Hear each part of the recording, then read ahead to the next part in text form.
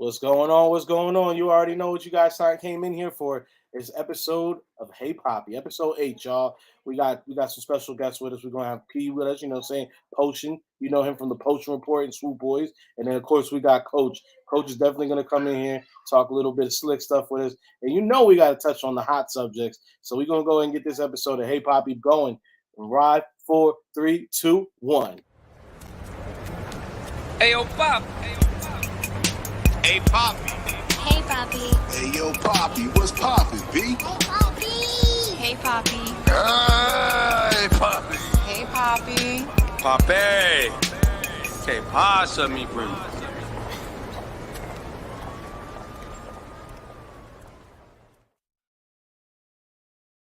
Yeah, man, I love that intro. And you know what I'm saying? I gotta thank this guy right here. I'm about to bring on real quick first. And he's because he helped do the intro. He put it all together. Already know him from the Potions Report. It's my boy P. Holla at him, P.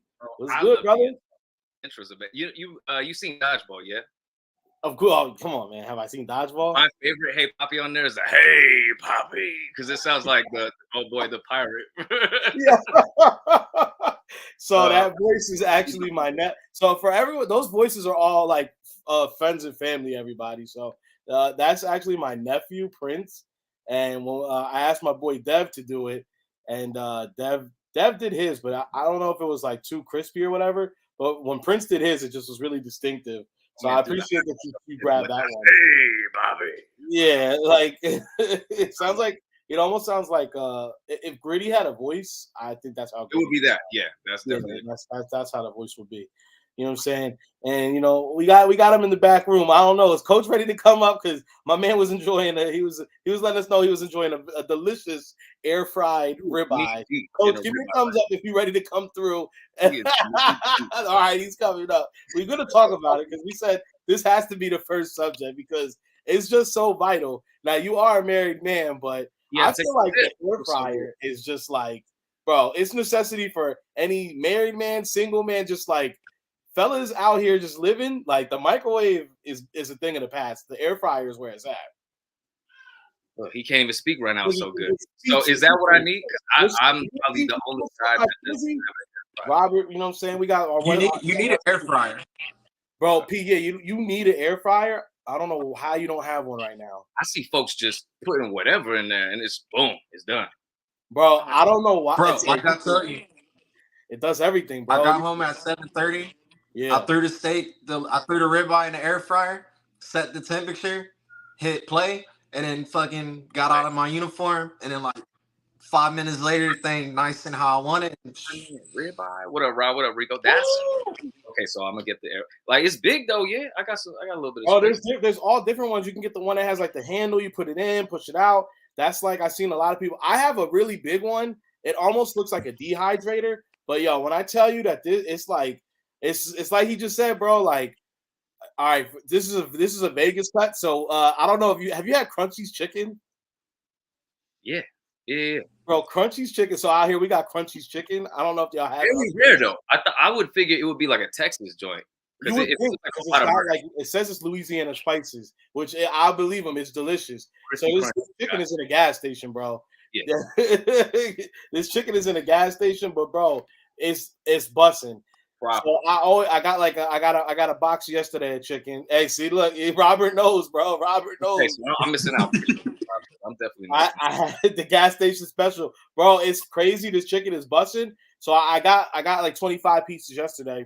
Me and my boy are chilling today, and he was like, "Daddy, I'm hungry." You said 25 piece? 25 piece chicken. Yeah. It's serious. Well, bro, this is the thing. Every time I get a box of chicken from there, it's never enough. Like the family polishes it off. I literally like leave it out, gas, fam. I always get it when I drive to LA, but I hated on it first because I fuck with churches is still my number one. To the rest. But wait, oh, you too like this? Yeah, so this might get the thing. Try the biscuits though. Yeah, I might have to try the biscuits. So I drive to LA back and forth. Bojangles biscuits better. And I forgot what town it was. I think it's Hesperia. It's right before. Yeah, it's Hesperia. It's right before Barstow. I know what you're talking about. Bootleg Church's chicken type jump, but then I passed by because I was damn near out of gas. I'm like, all right, today's gonna be the day. Mm-hmm. Boy, they blessed me. They still got the classic wedges. I'm like, man, Yeah, you yeah, get bro. fries. I'm like, I can't get wedges nowhere else. Yo, Rico said try the biscuits too. Yo, for real, the honey. Well, Crunchy's got the honey butter biscuits, bro, and it's like they bake them in the honey. I don't know. They're kind of Church's like got the honey joint on the biscuit. That's why I fuck with them heavy. But I'm gonna have to try that. and you are not the first person to tell me that Church's chicken is the best, and they always reference the biscuits. Now, I don't know if y'all gonna kill me for this. I love a good Popeyes biscuit. Everybody says they're dry and you need to, you need a drink. Like you're not eating a Popeyes biscuit without a drink. Yeah, the bev is a must. A gallon of water. Don't forget the bev. Never. It comes with the choking hazard sticker on the box. So as long as you're aware, you can't sue them for possible death. Bro, But it's serious. You got the life alert button while you're eating it. So if you need immediate first aid, bro. I'm not gonna lie, bro. I've almost choked on a Popeyes biscuit. Yeah, I'm telling you, it's dangerous. You're risking a lot of things right now. You got something to lose. Don't go out that. Don't go out, please. You be a little like, yeah, I mean, from the night before. Popeyes fries and 2 biscuits will get you right every time. I don't know if it's because that biscuit is just so dense or it's just because it's so dry. As soon as it hits your stomach, it literally soaks up every bit of alcohol that might be sitting in your belly. Because we'll split. Because my top fries is different from my top chicken. Top chicken, Church's, you would say Crispy Crunchy is your top? Crispy Crunchies is my best chicken. Okay. What's going on, Penman Sports? Appreciate you for pulling up. What y'all got out there? What's your favorite? I'm going Church's. Church's is a Texas thing. Is it? Is that where it comes from? Yeah. You know that. Church's is Texas. Proper. Is it like major down there? Oh yeah. Hey, is it super fat? Regardless of where we go, I'll take the biscuit, Popeyes, Church's, Bojangles, and I'll put my mac and cheese between the biscuit and eat it like this. You sick. Bojangles, bro. I had Bojangles when I was driving through the South. Now that's something different. Bojangles is something. Hey, that was yeah. That's for Bojangles, bro. Don DeMarco. I'm DeMarco. You got a Bo biscuit, bro. I don't know what I got. It was just like a simple. I didn't want to go too crazy. It was like a simple little 2-piece, but it came with the gravy. I was like, I didn't ask for no gravy. They're like, no, you dip it in there. I'm like, no biscuit unless you're washing that shit down, bro. Y'all choke harder than the Cowboys in January. Man, I wish it was a little earlier. That's a fact right there. Bro, Cowgirls is talking so heavy after that little 53. That's bro, all right, we're gonna get we gotta get right. Hang on. Let's split this up. Church. Go ahead. Best fries, and I go with Rick Ross, the boss. He said Rallies, which is also Checkers. Yeah. Fries in the game. And they kind of taste like crispy, crunchy fries. They do. It's almost like a beer batter fry, but damn. They are really good fries. I'm gonna have to go ahead and get my fry. Well, it's essentially like a Popeyes fry to me. So it's like a Popeye fry. Yeah. I will, but you know what? I think that I have gone on record and said this before. Currently, my favorite fries are the new ones from KFC. Damn. KFC has new fries and they are absolutely delicious. They got rid of the wedges. They have fries now, and those fries are busting. Wow. Okay. Coach, your top fry. Coach, what's your top fry? Arby's. Whoa. Ooh. Damn. Okay. Really? You got to be a connoisseur to go through the list and then pick Arby's. Their fry is kind of slept on. Arby's, I think, in general is kind of. Arby's in general is slept on, bro. Because it just looks ugly. Yeah. It never looks like the commercial. Enjoy my time. P, shut up. Look, there's nobody in the drive-thru. Never. You're in and out. You're never. Yo, they got a good milkshakes there too, bro. Hey, great commercial. Shout out to part for doing this. The quote, the motto. He fast food king right now. Everything at Arby's is good. I'm not gonna lie. I've had great Arby's. I don't hate on Arby's, but I don't like Arby's in public. Chad, what's up? They got good curly fries too. You're right, Robert. I'm so happy they brought the Wagyu burger back. I'm gonna have to try that. I seen the commercial. Damn, they got the A5 in there. It's good. It's good. You're exposing secrets. It's a now. You're gourmet exposing burger for secrets. cheap, bro. It You're is a exposing gourmet burger for cheap. You're exposing secrets. We Yeah, don't need these all out here, man. they're gonna come out. The drive-through now, it's gonna be like now the it's drive-through. actually now you blew it out. Now it's gonna look like the In-N-Out drive-through. Bro, man, the In-N-Out drive-through. That shit always disappoints me. Every time I drive, I was like, "Is today the day?" 20 cars wrapped around like. Bro, last time I went to In-N-Out, it was like 3 weeks ago, maybe a month. And I looked at Lex, and me and him were out for the afternoon. I said, Joe, you good? You don't got to. He's like, I'm good. I said, no, for real, don't play with me. Are you good? Like, because kids will just stop on, I got to go to the potty on you real quick. He said, no, I'm good, Daddy, I'm good. Yo, I got in the In-N-Out drive-through. I got 3 cars behind me instantly. Daddy, I gotta pee. I said, bro, I keep gonna have to hold it. I don't know what to tell you now. There's no internet. Get out of this. Just hurry up. Bro, the Whataburger out here is operating like Chick-fil-A. So Whataburger and Chick-fil-A are right next to each other, and they both got the same in lines. Whataburger actually have people going. No, for real? They're coming to your car, getting your order. The Right, jalapenos. this is the last of the food talk, real quick, because I do want to. You can give real good perspective on this. Now, I have had I've had the benefit of growing up a lot of the time in the West Coast, so I've been able to go ahead and enjoy In-N-Out Burger for a long time.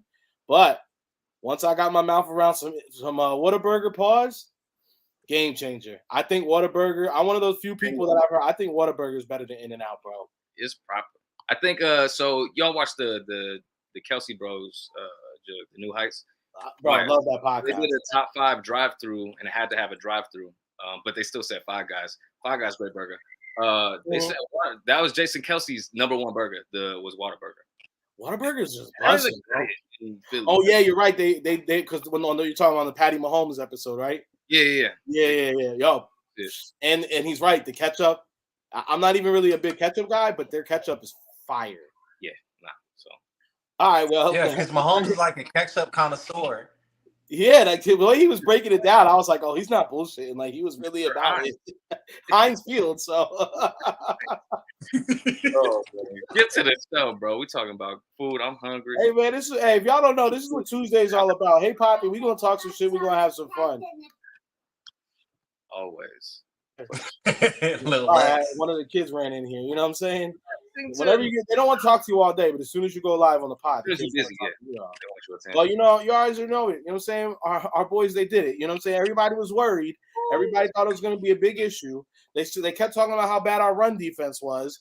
They kept talking about how this team is so great. And I know the reports after this week are about to be completely different than what they were last week about Tennessee. Now they're about to start trashing them. But the Eagles did win 35-10. You know what I'm saying? Rico Damas called that one. Eagles were winning that one. You called it. At 5:45 in the morning, I said, you know what? 35-10. You looked up in the sky like you did in your default picture. Like, you know what? I see an eagle up there. Bro, biggest number of the day, 30 yards. This boy Henry had, bro. 30. Oh, no one. Who is stopping that? So JG, I'm so sorry, bro. I'm just gonna apologize ahead of time. You know, just keep doing your thing.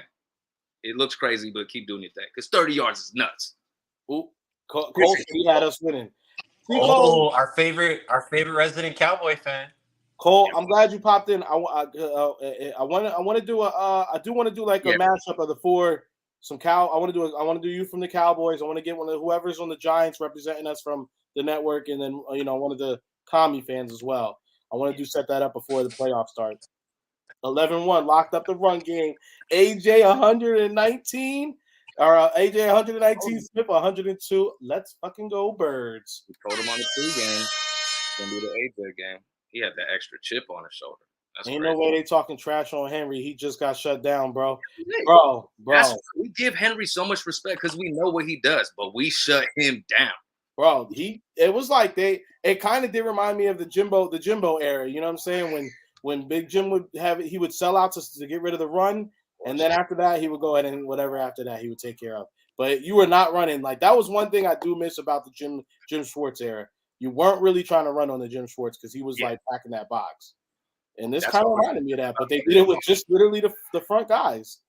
Yeah, that's it's funny because that's exactly how the defense is now pass wise. It's just we just do the zone and we wait, and that's why we hated Jim Schwartz. But he wasn't really running like that on Jim like that. Nah, not at all.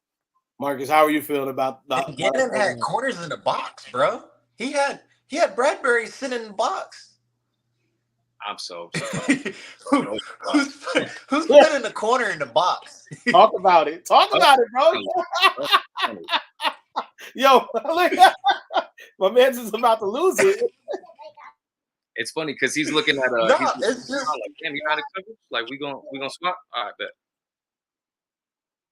it was an unorthodox style of like defense. Like, bro, you sent 4 linemen and you have a corner having gap responsibility against Derrick Henry. But all right, so the thing about it is though, who were they gonna throw it to? Really, like, so I mean, part of me is like, I get it, like. You like the crazy thing is everything that we know about Ganny Gans is like my man is a scared man. So the fact that he had like I don't know, he must have like sipped on something. He drunk that special stuff and he was like, you know what?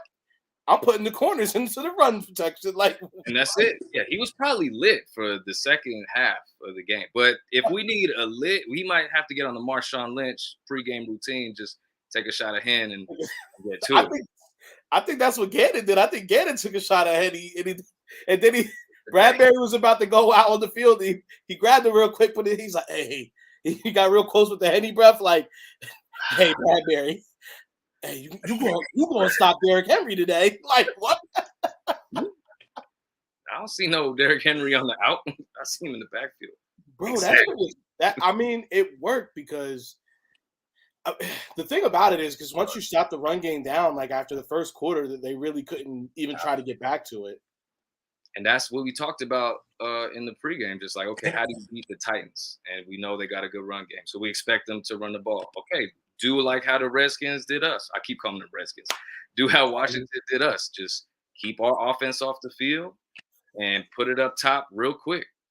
Robert, I know y'all was lit. I know y'all was lit at the West Coast Nets. Man, that place was fun, bro. That place is a lot of fun. We definitely got to get out there and go catch a game with them. Just saying that'd be dope, especially if the playoffs. But I'm down to bust a little mission. You know what I'm saying? Get some crispy crunchy on the way. It's gonna be good. Holla. Nah, man. I mean, we did exactly. Yeah, like we just controlled the run, and then once you get up on them like that, they have to kind of get away from the run. And like you said, they don't pass to. Yeah, they had to try to pass, but I mean, there was, like we said, they don't really have receivers for that. And then you messed around and let a bad man start getting bad on you, and you know what I'm saying. We seen Robert Woods, yeah. They have old Robert Woods, right. Like, it's not like Robert Woods of like we know. Yeah, no, I don't think they might have. I don't know if he got a target at all. I don't think he got a catch because once Treylon Burke got popped in the end zone, that was pretty much it. And yeah. That was the clean hit too. I don't care what they said. That was a clean hit. It's just because you talking about the when he ran him over. No, the catch that put that boy to sleep. Oh yeah, that was he did. That was like it was damn near like the Malcolm Jenkins in the Super Bowl. Like, bro, he clean hit. You got that ass tap, bro, and you ended up being light in the ass. Yeah, and that's what happened. He passed out, but. Like after that, I think he came back in the game, but they're not going to target him. Robert, I don't know where he was. Apparently, they had a tight end that didn't do. I don't think they ran any plays for him. So I'm gonna be honest. Like once this happened right here, lofting deep again. Brown is wide open and he catches. He's going to walk in backwards. It's just a double move. He's going to break out and then in.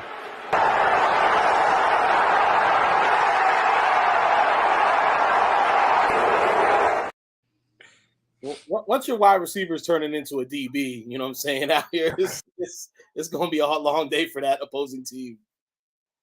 I know I wasn't the only one who was pissed when I saw the flag marker come up. Because I saw AJ caught it wide open, and then the yellow flag marker came up in the graphic. I said, God damn it, what the hell? Come on, Jordan Mailata. No, it was frustrating because, like, especially anytime you see a guy just kind of walk right into an end zone like that, you think it's some BS. Oh, of course, yeah. Once you see the flag go up, like it's gonna be something. But I'm glad that they showed the replay because oh boy just got burnt. That was PI. He's already finished with his double move. He's coming back. This dude's still trying to catch up, so it's gonna happen. Like that's not OPI. And everybody online saying, "Oh, thanks for showing us the offensive PI that didn't have." Like, bro, No. Wide receiver got the right away. Yeah. When I saw the flag initially, I got really worried. I got scared, but then as soon as they showed the actual replay of what actually had went down, I knew we were good. Like I was like, nah. And it's like, come on, bro. You're gonna literally take 2 back-to-back touchdowns away? Get the hell out of here. Bro, that was a gaudy play calling. The double move on the right side. Beautiful catch, just got barely footed. Same play, just do it on the other side.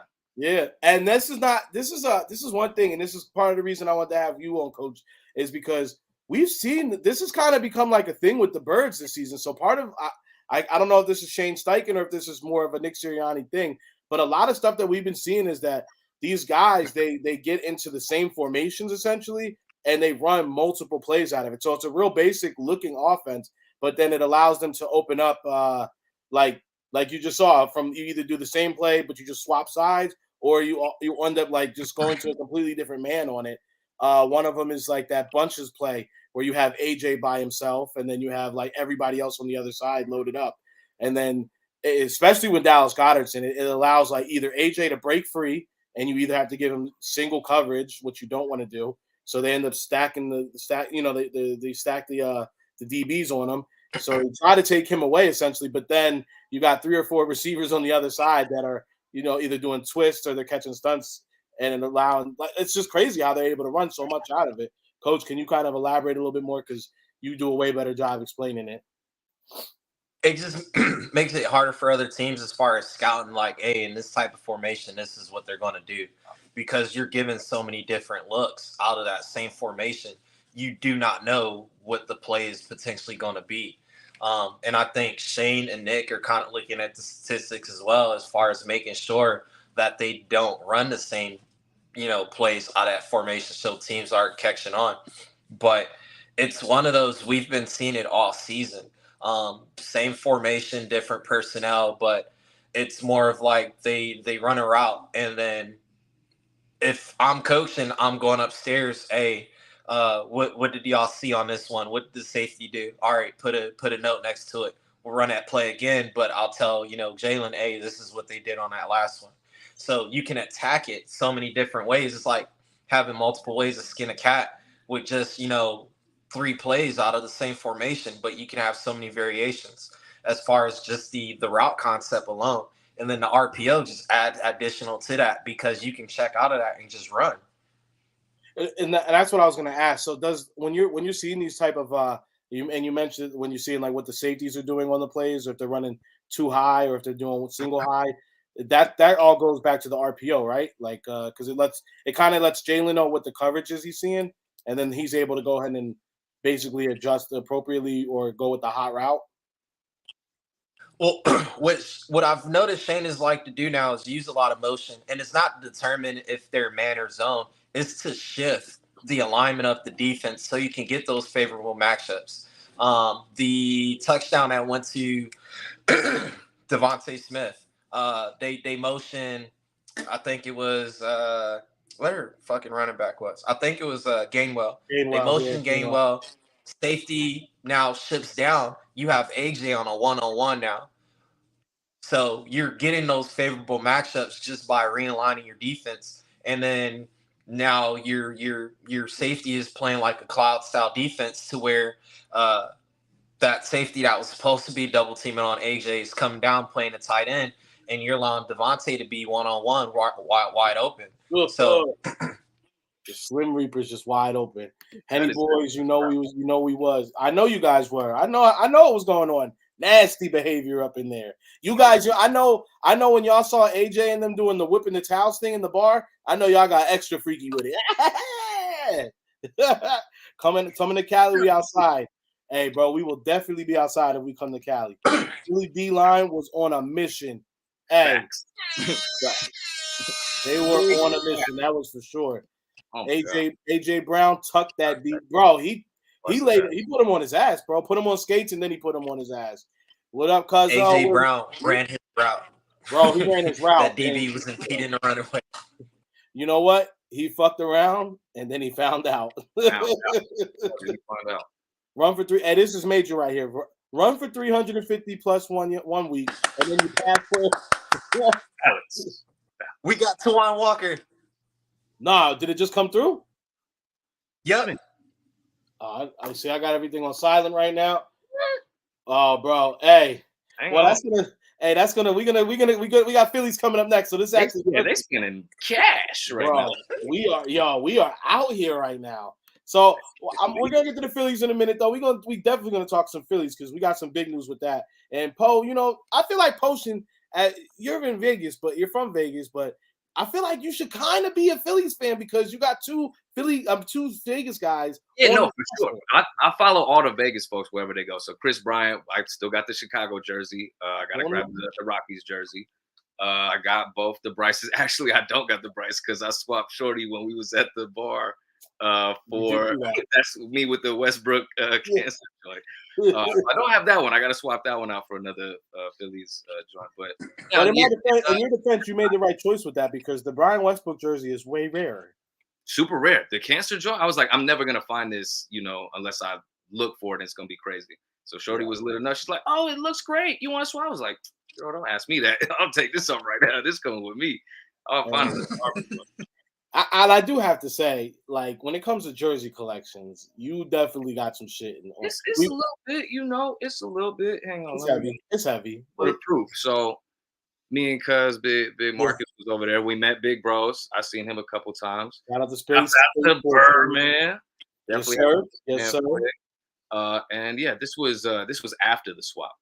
Yeah, that was after the swap. I'm pretty fitted in it, and my shirts is definitely longer than that. But I was about to say that thing looking kind of tight. Yeah, no, it's looking like King, that jersey that King got that Marcus's wife pressured him into. we get it, bro. You lift. We get it.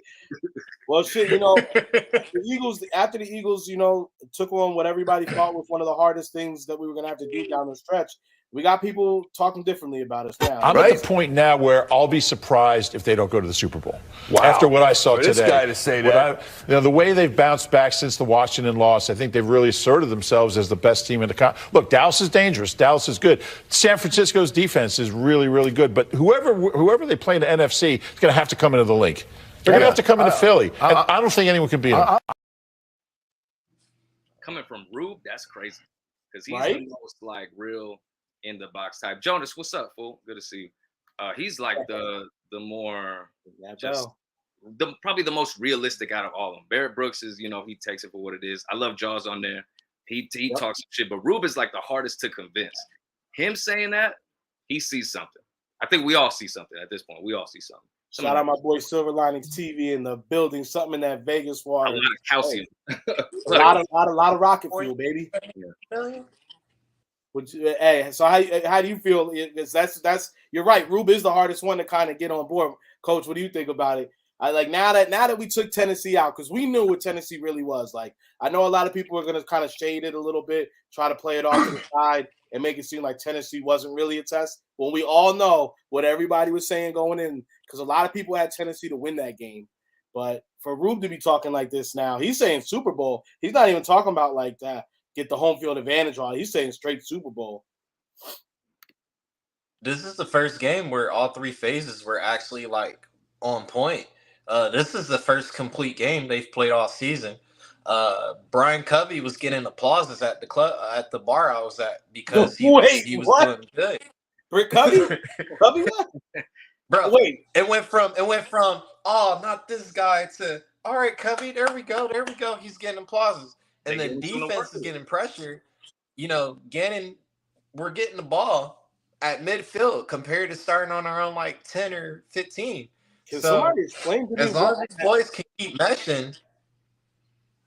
Can someone explain what happened? Because it's like they said they was gonna switch some. They put some of the frontline boys, I guess, on the thing. That's probably why Kazir got injured or something like that. Because that's why they swapped him for Nakobe Dean later on. But I guess he was on the special teams, but bro, they were covering.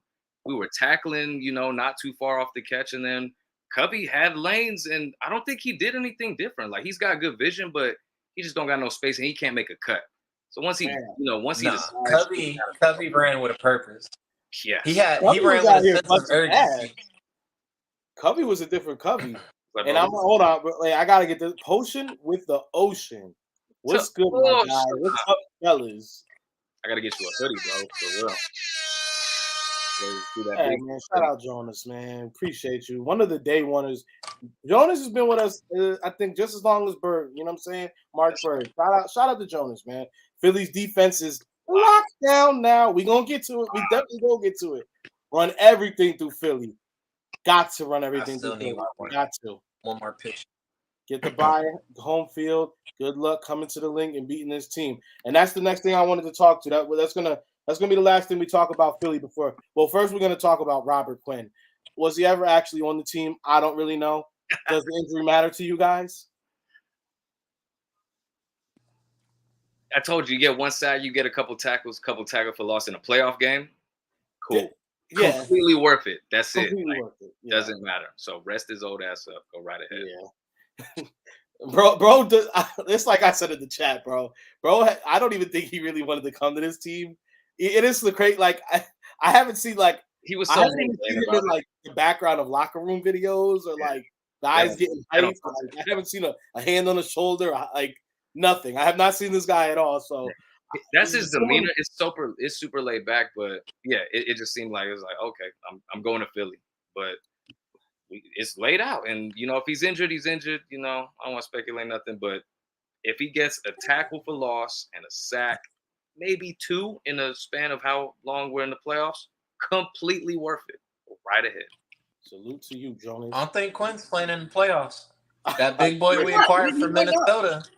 He might not. That big boy we acquired from Minnesota, he's a Norris kid. That's who I'm keeping in my eye. That's going to be the guy that's going to be BG's assessor. That's right, Robert. Let him know. Miss me with that bull jive, man. Everybody sucks. Like, bro, you have to take advantage. There's so many just mediocre teams or mediocre football. There's so many weird games going on. And that just proves like the NFL is, I would assume it's well, balanced enough. There's no super teams because everybody can lose any given Sunday. It's any given Sunday. I mean, even the best team can lose to it's like the analogy I always tell everybody is like it didn't matter how the Bengals beat the Chiefs. Huh?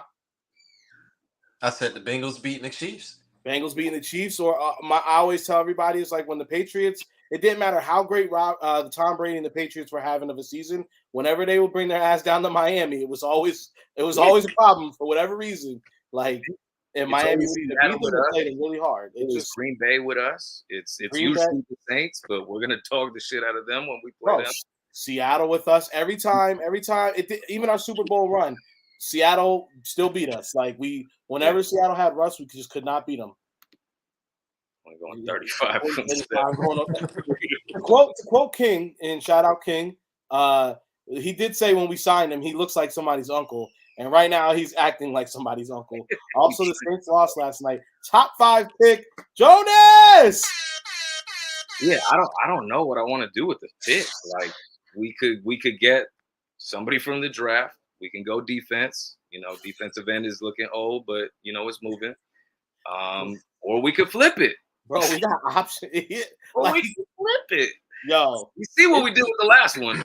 It's nasty behavior for us to be potential Super Bowl participants and possible winners, which I think we will, and to have a top 5 draft pick the next, you see how hype people got when we drafted Dallas Goedert at what, like the 16th or 20th, or no, the damn near come on, bro. That people were hyped that wasn't even like a high draft pick. Do you realize what Philly's gonna do if we have a top 5 pick in the draft post a Super Bowl win? How he's gonna hold his nuts. Now, Coach, please tell me how we looking on the money, because we got players to sign, but I know we was talking to Simone last week, and Coach was down to let Bradbury walk. And I'm not necessarily mad at that. We already took care of Slay, so we got to figure out CJ, Brad, TJ, Kaiser. We still got to figure all the boys out that's on 1-year deals who are playing out of their ass right now. Well, Kaiser can walk. Yeah, go ahead, Coach. So Coach, who is the because I agree when he said let Bradbury walk because we do have CJ DJ.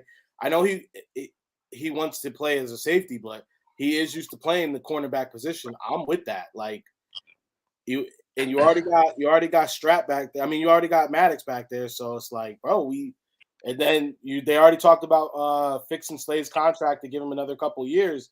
I know it's dicey because he's older, but my man's playing top of his game right now. You keep them till they're nice. MVP coach and GM of the It's year. all gonna be priority, man. It's all gonna be because everybody knows how he's gonna get a bunch of phone calls for that pick, and it's gonna be up to Howie to entertain it at least. Cleveland might call, be like, "Hey, we're in a rebuild. Let's give you Myles Garrett for that pick." Howie's gonna, hey, now you're looking at, do I want to take Myles Garrett? Do I want to take Jalen Carter? And then we still got to pay Jalen. Miles Sanders is a free agent. Boston Scott is a free agent. And then I think Zach Pascal is going to be a free agent. And then a good portion of our defense is going to be free agents. So who do you retain? You got to look at the market. Where are some of these guys going to be valued at? Do you let Marcus Epps go and you keep Reed Blankenship to replace that hole? And then you still let CJ play safety and go after a corner in the draft? Do McPherson get called up to be that number 2 corner now? There's so much shit that can be played around as far as with this roster because of depth. And then as we saw Sunday, I might let Kaiser walk because Nakobe Dean attacking Derrick Henry with just a damn arm. Well, that's one I wanted to get into. I got a little about. Bro. We haven't seen Nakobe Dean all season. And I know a lot of us speculated maybe it's just because, the Bulls ahead of them were just playing lights out. They were good. I'm having a little inkling. Now, I think Howie might have had something to do with Nakobe Dean's draft stock kind of plummeting. I think maybe I thought so. But now I'm starting to think maybe there was something on there. Maybe Nakobe really actually wasn't as healthy as we all kind of were led to believe. He's still injured, yeah. I think he might have still been injured, and Howie might have been like, I think Howie had the 4-on-1, like it doesn't matter that he's injured, whatever he has. Because remember, the whole report came out that it didn't need surgery. So I'm thinking maybe he did have something, and maybe it didn't need surgery. It just needed time, and they were just like, "There's no we got people ahead of him that we're really happy on, we're really high on right now. We can let this kid come in, but he will once he does get on the field, he will be a starter. He'll be a stud for us. We just need to let him the time to get right. And I think now because."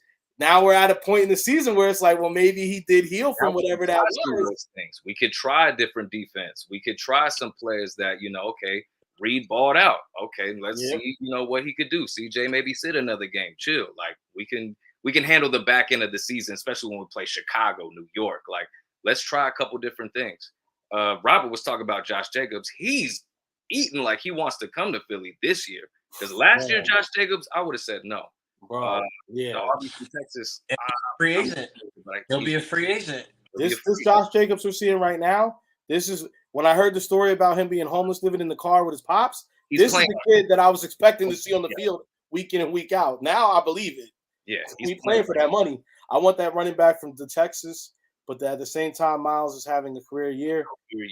Now, this is my thing. This has also been Miles' best year. I think he's been run as far as being a pure rusher, like he has been getting some stuff, but I feel like the only reason he's getting so much production is because he's been having so many carries. Like I just normally Miles is a little bit more injury prone, so I don't know, but he also knows this is a career year for him as well, so there's something to be said about that. He got that extra juice in his back, and I mean the cool thing is and even kind of going off of like what we're gonna do with that pick, I always like proven talent over some like a generational talent, because that's an idea. Proven talent is okay. Look at the stat sheet. And, it's a big jump from college to the pro, like in any sport. A.J. Brown versus Treylon Burks. Yeah. So I would flip it for Myles Garrett or something like that. Or I would flip it for Josh Jacobs or something like that. But Josh Jacobs is playing like a man possessed. Miles is kind of injury prone. Mm-hmm. But I like the idea of having everybody on the offense for 2 years and we can see, okay, we're 11-1, and this is a product of 2 years of root sprouting and all that shit. But this is what happens when, continuity. Like when Brady got the chip, he dropped his contract to bring all his boys back. It's like, bro, we already know what we're doing. It didn't work out, but I mean, he did do it. But he did do it. Coach, it's going to be interesting because this running back class is coming up for free agency is going to be crazy. You got Kareem Hunt, Josh Jacobs, Miles Sanders. I think Cam Akers is in that group as well. So it's going to be the races to secure a running back because that value, once it's been set, that's the market now. So it's one of those. If Josh Jacobs take a stupid paycheck, now you're going to expect to pay Miles Sanders that. Now you're weighing the risk over reward. If I give Miles this money, how consistent, how healthy is he going to be? And then you're looking in the draft. I got, Jameer Gibbs out of Alabama. That's me personally who I want to go after because he reminds me so much of a healthier Alvin Kamara. But then you do got that big-ass dude in Texas, that 6'5" running back that kind of gives you that Derrick Henry. And what we always been asking for, we need a thumper. And if Jalen is going to be our franchise quarterback, who's going to take them bruises off of the quarterback? You're going to need that big boy. So those are things you got to look at into this upcoming free agency, as well as preparing for the draft. And then where these guys are supposed to fall. Right now, we hold 2 first-round picks, the number 5 and the number 32. So it's going to be an interesting offseason, man. I would probably have that conversation with Miles of like, hey, I'm gonna let you test the market, but as decency, give us that last conversation before you make a decision. Because at the end of the day, we gotta pay Jalen. And then if Jalen is willing to take a pay cut and go the Brady route so we can bring back some certain people, now I can reallocate that money. Yeah, with the salary cap going up at the end of the season, it plays in our favor, but that also means the market goes up for a lot of these guys that are trying to get paid. They're talking about the salary cap is going to like double or like damn near like more than double over the next 2 to 3 seasons. I think $230 million for this upcoming season. That's a lot. Right now, I know we had the setback because of COVID or whatever, and then it was like at one point like 170, and it was like now we're at like 190 or something. But then but still to go up to like 230 is like a lot. But you did bring up a good point. Top 5 draft. Let me read a couple names right now. So to go with what you said Myles Garrett, just to have a name in mind. Would you rather have Myles Garrett or Will Anderson as an edge?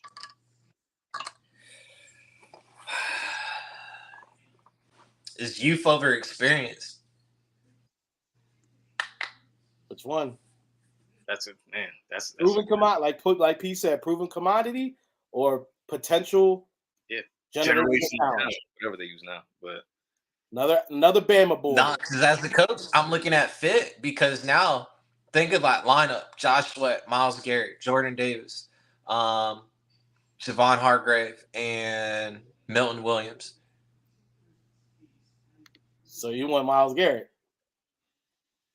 But think of the possibility now. You can't double team Jordan Davis now because you got Myles Garrett. Absolutely. And then you can't double team Josh Sweat.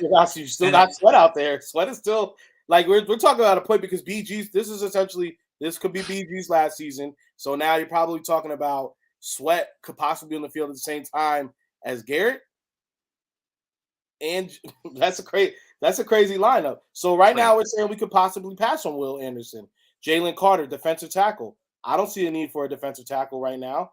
We got JD. You might possibly just go ahead and tell you because now you're having the potential to go ahead and see what kind of deal is what's his name going to get. He hasn't had the greatest season. Not Fletcher Cox. Hargrave, yeah. Is Carter listed as a defensive tackle because he's an edge? This is going off of theathletic.com, so they're listing him as a defensive tackle. If it's not Jamil Hill, I don't trust nobody else from damn Athletic. Hey, I feel you on that. Yeah, Jalen Carter is a DN/edge.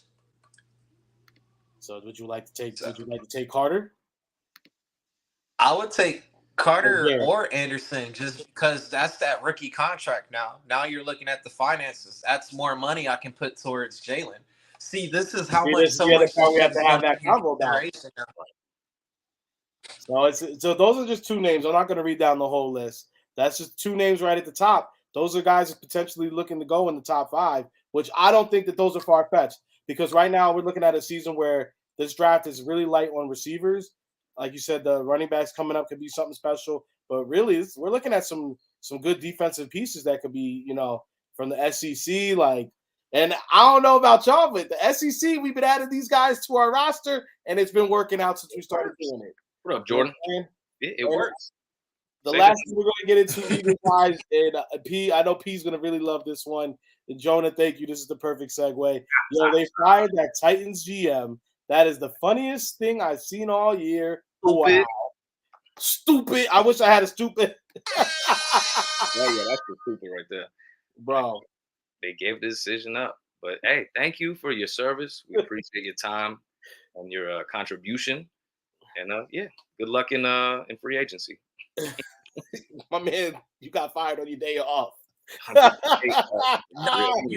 didn't want to see no more. You know what made it more concrete was, and I know you probably got the video, Rico, when the fans were talking shit to the owner, and the owner's sitting there in the box, and he's probably like, he's just looking at him like, shouldn't have done that. Biting that lip, looking out. Yep. Wait till we get back on the plane. He couldn't wait to fire that motherfucker. Bro, he's looking at AJ get crazy work, bro. Crazy work with the TDs. He had to sit next to him on the plane, I'm sure. Bro, that was a hot, the seat, the AC didn't matter how cold the AC was. He gave him a flinch like he wasn't looking. Yeah. Yeah, bro. The thing about it is, when you saw what Kirk's contract was, all right, so me and P were talking about before you hopped on, and the fact is, so the story we all heard was initially that AJ's people said they wanted 80 with 40 guaranteed. Titans management said, fine, no problem. And as soon as they came back and said they were down for it, they immediately went ahead and said, actually, we want, I think, 50 and 100. So, and even if that was the case, if they did come back and do that, it's still, when you saw what Kirk's contract was, it's AJ Brown, bro. You know what he's been for your franchise for the 4 years that he was already there, or the 3 years he was already there. You do that deal. It's a cheap deal compared to what other guys at the skill positions are getting paid. Especially if you're only going to keep Tannehill and you need something for Malik Willis.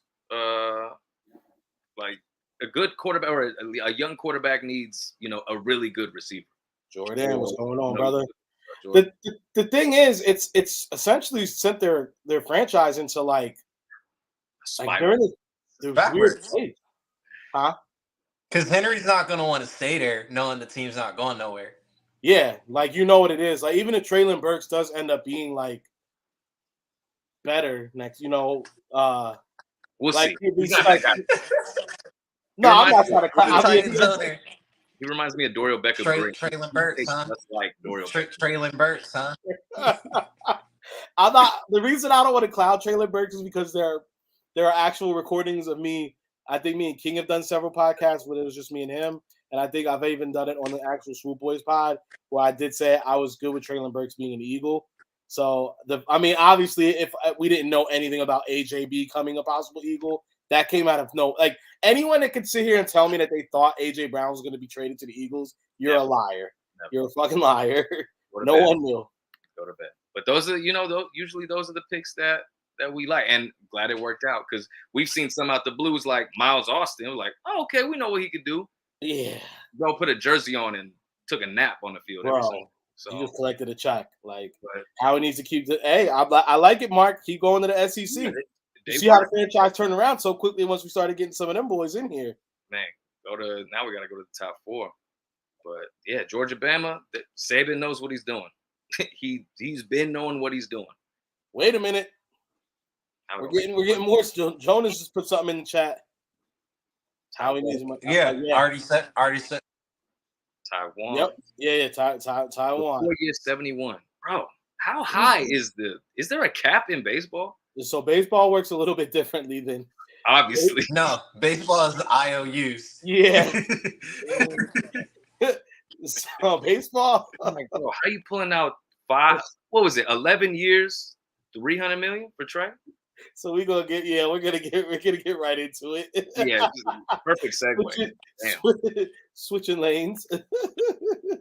But Aaron Judge said $360 million. So the thing about the Aaron Judge thing, is that did it actually happen? Because then I started seeing there was like reports.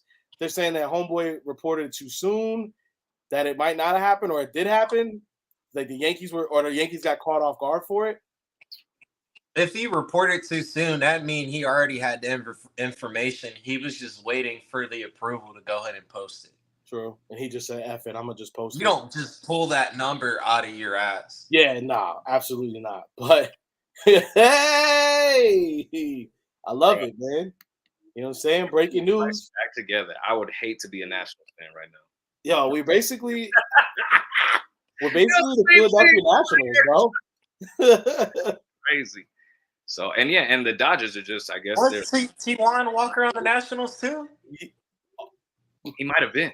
Wait a minute. Was it Schwarber? They in dick right now. Schwarber? We're basically Noah was. Syndergaard was. Schwarber was too. They might have been. They're like the Saints of the MLB for us. They just keep giving us players. Yeah, Kyle Schwarber was from the Nationals, bro. Wow. Oh, man, well, he only played on 2021, but you know. Howie must be on the phone. Like, this is how you do it. You pick one team and you just kill them for all they got. Just gut them. Just gut them. Just wait for their players to get good, and then that. And not for nothing. Like, I mean, in Washington's defense, they got their ring out of it already. So it's kind of like they're like, we got the ring. Sell the ship. We're good. All you get. Yeah, I love it, man. I love it, bro. Bro, so Trea Turner got 300 M's for 11 years. So that's comparable to Bryce Harper. I think Bryce Harper got 340 or 320 for 13 years. So it's funny that, but he'll only be here an extra year behind Harper because Harper signed at 13. But crazy, bro.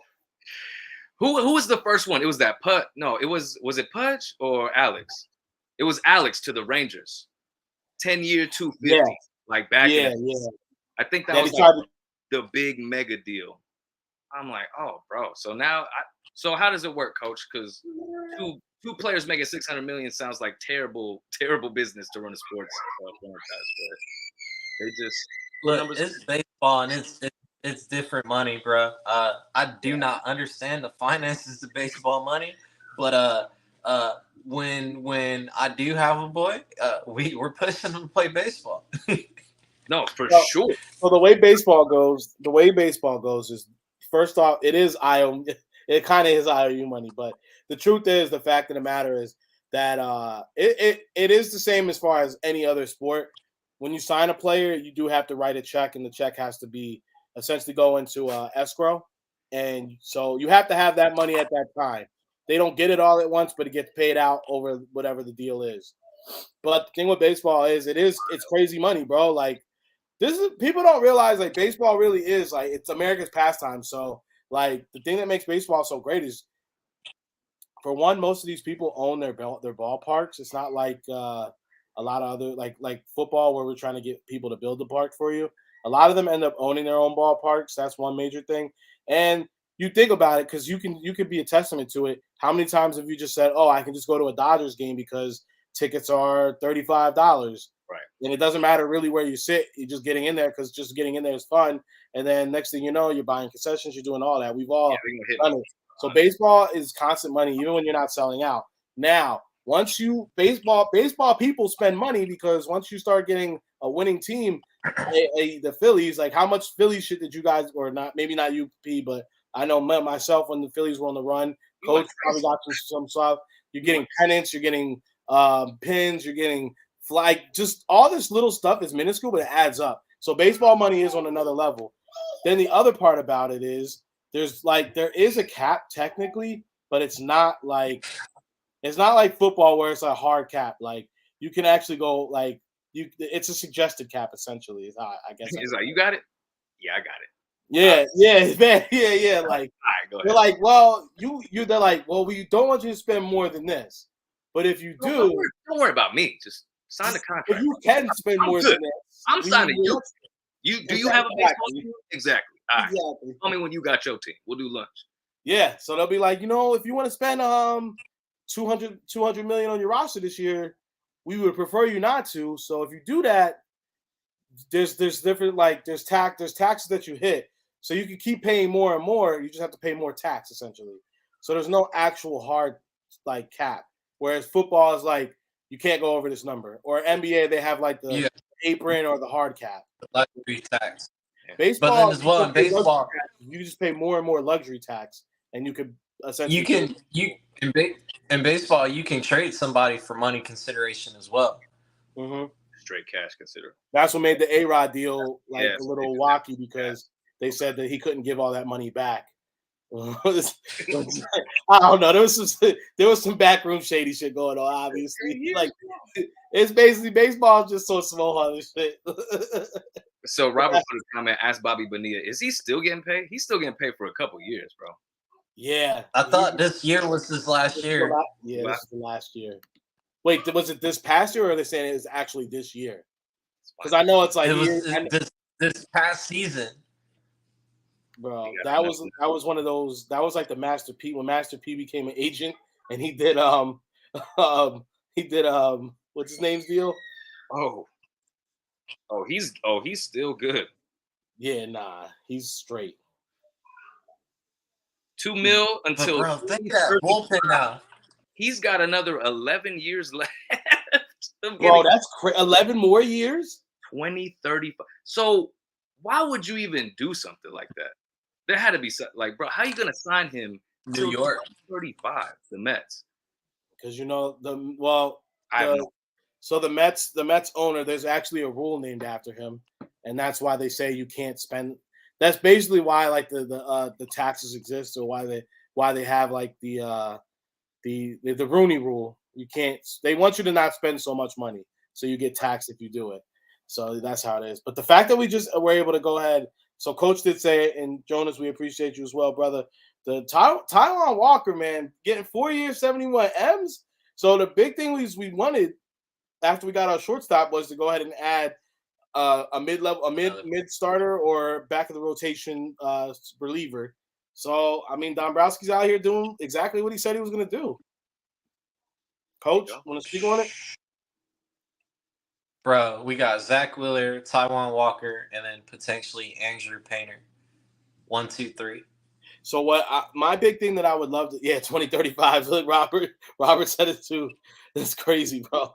So the Painter thing is really dope. So what I think we need to do is I think we definitely need to get on how the Astros are rocking a 6-man rotation. If we're able to now that we're bringing in Walker, Painter. I don't know if Painter's going to become a full-time starter, but I definitely think they're going to play with the up and down. I think he's going to at least get 100 games or close to 100 starts. I don't know if they're going to have him for that. They're not going to officially bring him up, but he's definitely going to get some major league love this season and see how he's going to do. He'll get some major league because what is it? If after he plays a certain amount of active major league games, that's considered his year.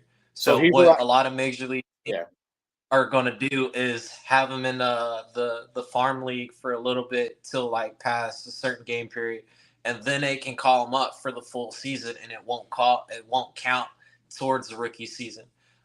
That was one of the biggest pieces when it came to the players arguing as far as their contracts, because these teams were finessing them from hey, you've been in the farm league for 10 years and you're coming on now 28 and you're still considered a rookie.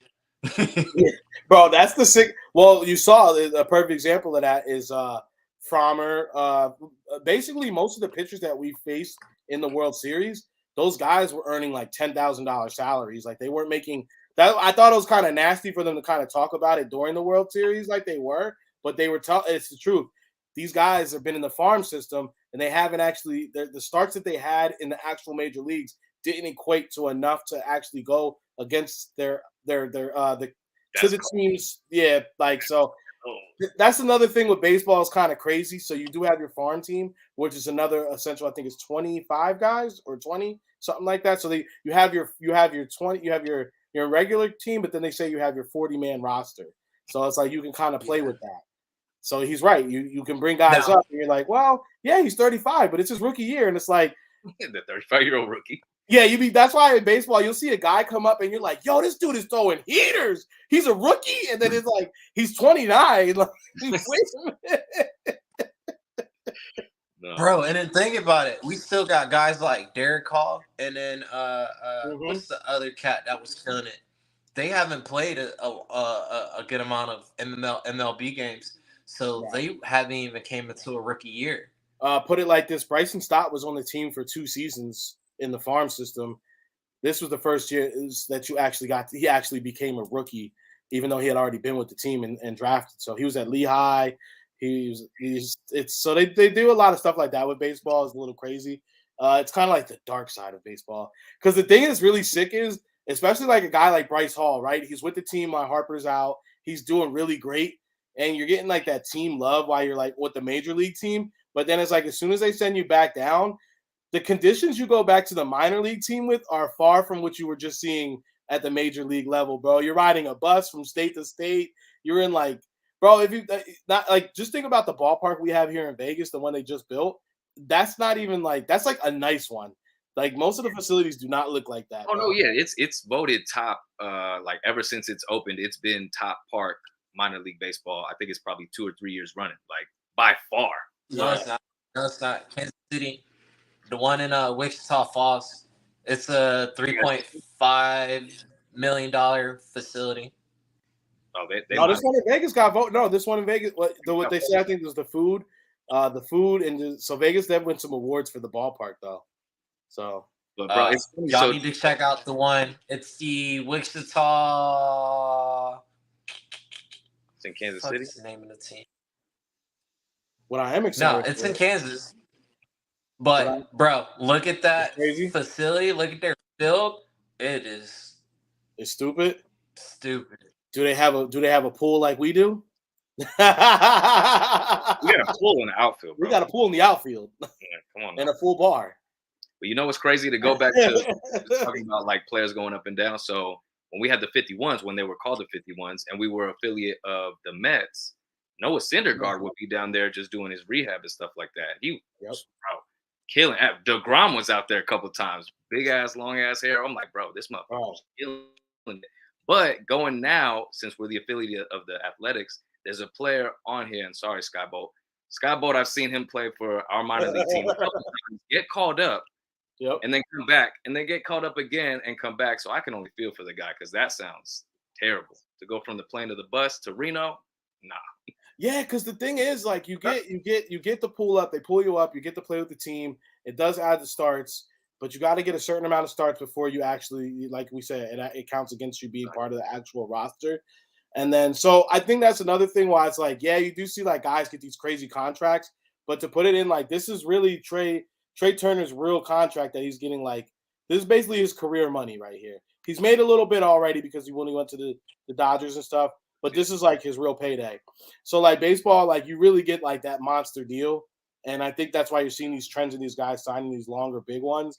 Because it's like in baseball, pretty much your money, you're going to get your money. That doesn't matter. It's like you might get traded a few times. But I thought was interesting about the Trea Turner one is there's no trade in his. So he's on like some Bryce Harper stuff, bro.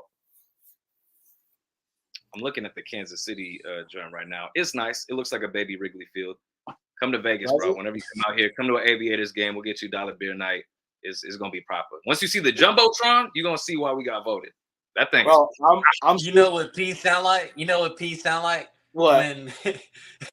When he get hype about something and he sees something else and low key, he's like, yo, this shit's fire. And yeah. He's like, no. I'm going to tell you what, for knowing P as long as I have, he does have that energy. And it's one of the things I love about my man's. Like he will go ahead and he is very quick to be like, but this over here is pretty fire. What I am excited about is for the Oakland Athletics to become the Las Vegas Athletics, and for me and Pete to start hitting games, and I can go ahead and become a Athletics fan and still not be hated by Philly because technically it's a Philadelphia team. Coach, whoa. Coach, the A's are moving. They're gonna have to. They're coming. They're coming to Vegas, baby. It's the craziest thing. I don't know. So have you heard anything about it at all? So that was the reason that they moved the affiliate team, because they would that's be how the the affiliate team's affiliate here for now. the longest time. But then they would have to come out here for the minor league, then go all the way back to New York. They're like, okay, well, let's just move it here to a city that we may or may not already get their football team, but we'll let everybody figure that out later. But yeah, they wanted the city of Oakland wanted a ballpark on the ocean line, a beachside park, kind of like how Frisco got it. And I guess the team somebody didn't agree, and so they're like, all right, where are we gonna take the team then? So they gonna come out here. I'll say it like this because this is like really interesting because I didn't know how people outside of our market were hearing it. So it's to the point where like our local news is like covering it very frequently. Like they're talking about different areas on where the ballpark is going to be potentially. It's basically like this is the same energy we were getting when we kept hearing about the Raiders possibly coming to Vegas right now. So Oakland Athletics will be the Las Vegas Athletics, and I will be wearing Philadelphia Athletics gear to the games. And I can't wait for me and P to be there for Dollar Dog Night and Dollar Beer Night, and we're gonna be living our best lives. Busting the Steve Austin. Hey, so when you start hearing rumbles of an NBA team, let me know so I can tell the wife to go. Well, the NBA team they already have. The NBA team already has the lot. Actually, shout out Kenny Relax. He was over my crib for Thanksgiving, and Kenny. Shout out Kenny, man. He was here for Thanksgiving, and he's personal friends with the people who own the Bootlegger right next to the South Premium Outlets. Yep. Owners of the Bootlegger is like a bar restaurant. So there's this massive, huge plot of land right across the way from there, and it's pretty much said that that's where the NBA arena is going to go. Perfect. We're gonna have WNBA. She said once they get an NBA team, we can move to Vegas because she wants to get back into the NBA. Come on, I'll tell y'all, you can start looking now because it's not if, it's just a matter of when. They're saying that LeBron. Aces won. LeBron is part of one team, one of the groups that are interested in buying an NBA team, and then they said, but the other one is not Bezos. Who was it? LeBron's group. LeBron. There's LeBron's group, and there's one more. There's another big group. Both are very serious. They're both in competition. But what I'm hearing is this LeBron's group is going to get it done. I feel like that's the conflict of interest because LeBron could tell his team to take the L if they're playing against Bronny. But the thing, well, I don't know. See, that'll be crazy because of your son's ownership. I don't know unless he drafts his son.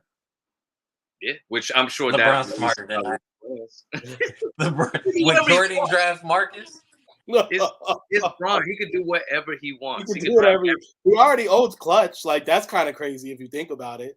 He owns Clutch Sports, which pretty much runs the NBA. So Matt Carter's going crazy. And so it's Clutch Sports, and then the bigger group behind it. That's where he owns. What is that team? I think it's Liverpool. One of the soccer teams in the Premier League. Even though man owns a Premier League team, like that's wild. He's just trying to stack. So shit, let him stack. Bron is a GM. They already call him the GM. Like LeBron's over here laughing at all of us while we're laughing at the corny ass Space Jam, and he's like, but y'all don't know the check that I got for Space Jam. Right? Yeah. Let me wipe my ass. LeBron is creating what's called generational wealth. Yeah. No, absolutely. That's exactly what he's doing. His grandkids are going to be on some shit. So that's basically what's going on in baseball. Vegas is definitely getting an NBA team, definitely getting the Athletics though. So you can tell wifey start looking, bro. I'm telling you, man. Then we could be doing this podcast. I'll tell you what. If P's already here and Cuz, we'll do the podcast in the crib, just in 3 different rooms. I will. I will literally. I'm definitely gonna once I get the new crib. I'm definitely gonna be building out a podcast space in like an actual studio in the crib. So we'll be able to do a lot more live shit together, at least with the people that are in town. Yeah. So that'll be dope. But Coach, the reason we asked you on tonight is because I want you to kind of lead this discussion. You know what I'm saying with our last major segment. You know what I'm saying? Talk about Coach Prime, baby. So, bro, Coach Prime, he took a situation and brought it to national attention, meaning the talent pool of HBCU players and brought it to national attention as far as saying like all of our, predominantly the NFL 70% black, and most of these kids are going to PWIs. But meanwhile, we have all these HBCUs, and he started bringing HBCUs to the national front, meaning you have now, for example, what's homeboy from the running back from Tennessee that's yeah, coaching Tennessee State, the one that said Eddie George. he was made sure he went to an HBCU. Mm-hmm. Yeah, so you got Eddie George coaching at HBC. You have all these Former players. previous former players now coaching at these HBCUs to get that talent pool that, hey, you don't have to go to these Power Fives to get looked at to go into the league. And he changed the whole culture of a university at Jackson State. Now, the biggest thing is people are saying, oh, he's going to Colorado. He took an opportunity and is calling him a sellout. Well, you have to still change the culture and the aspect of it. He did to a certain extent by bringing HBCUs to a national viewpoint. How many HBCU games did we get this year on ESPN, even though they were playing Power Fives? Because those were never games that were televised. Never. And then you had Sunday, not Sunday, Saturday, whatever. The John with Pat McAfee and all of them come to Jackson State to do an actual pregame. And then this man didn't even take his check. He took half of his money to improve the facilities at actual Jackson State, gave these kids an actual sponsorship. And now he's going to Colorado.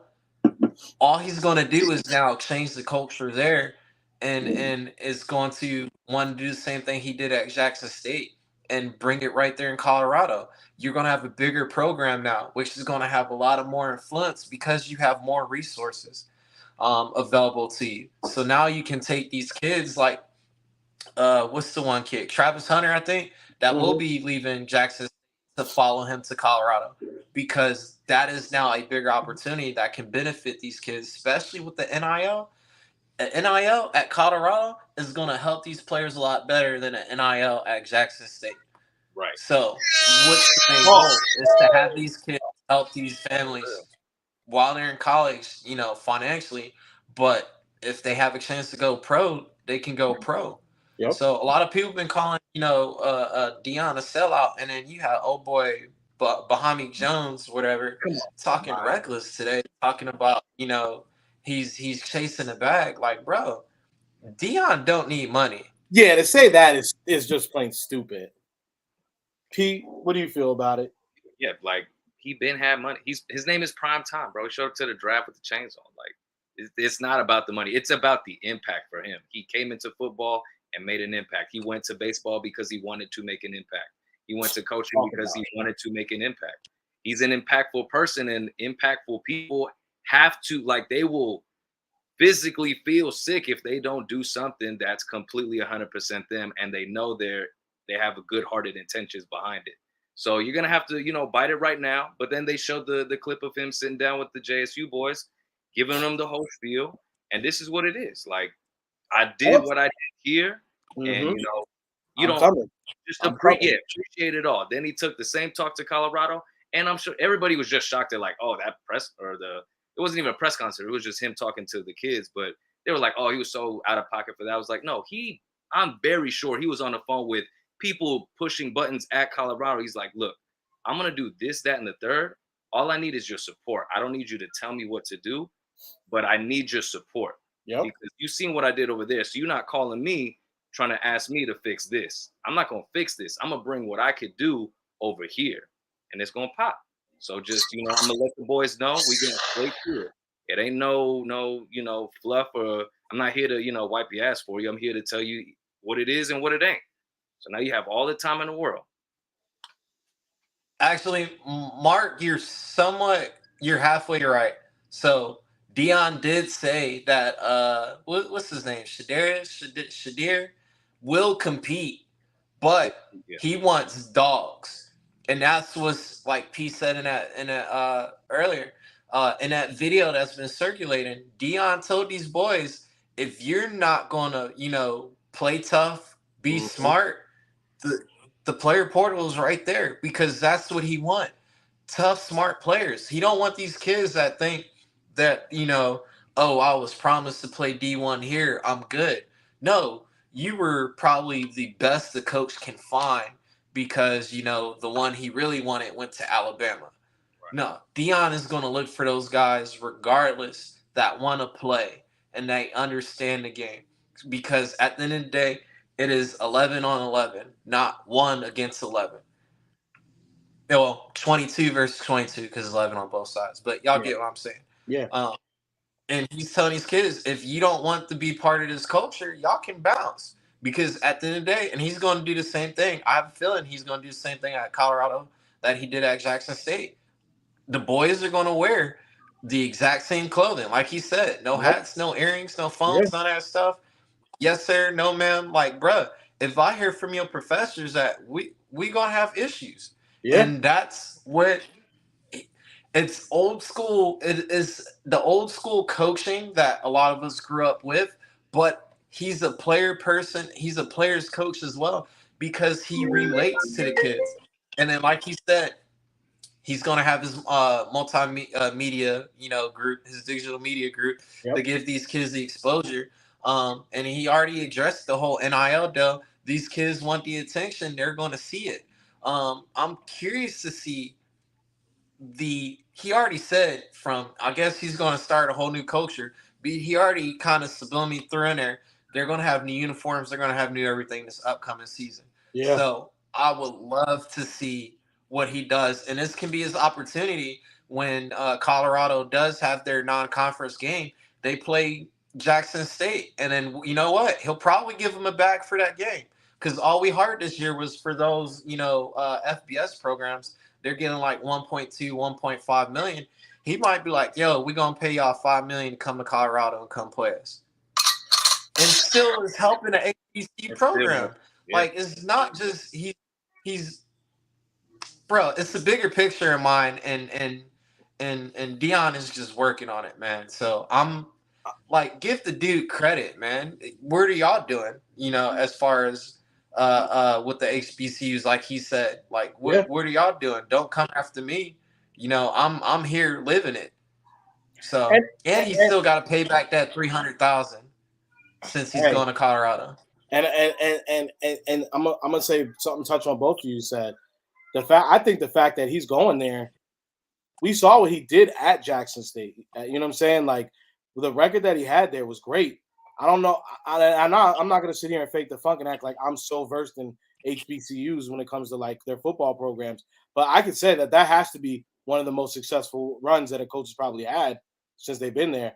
Now he's going to go in and go to Colorado. And like you said, Marcus, he's definitely going to go ahead and do whatever he was doing there. I think he's going to have the similar success at Colorado. I think he's going to bring that. So he's going to show like it wasn't just about me being in this program over here. I could do it in any SEC, whatever you want to put me in front of. I could coach with the best of them. I took them boys over here and I made them that good. And it's like you said, it's an old school style, but I don't know. In a day and age where we see a lot of like foolishness that goes on with a lot of younger people, you see like, I get to the violence and stuff that you see on Twitter and Instagram every day. Sometimes some of that old school stuff needs to come back, and people do need to have, someone coming in their ear and getting on them like that. And to me, as a former player, sometimes you come from a home where you don't have both your parents there, and sometimes you need that male role model.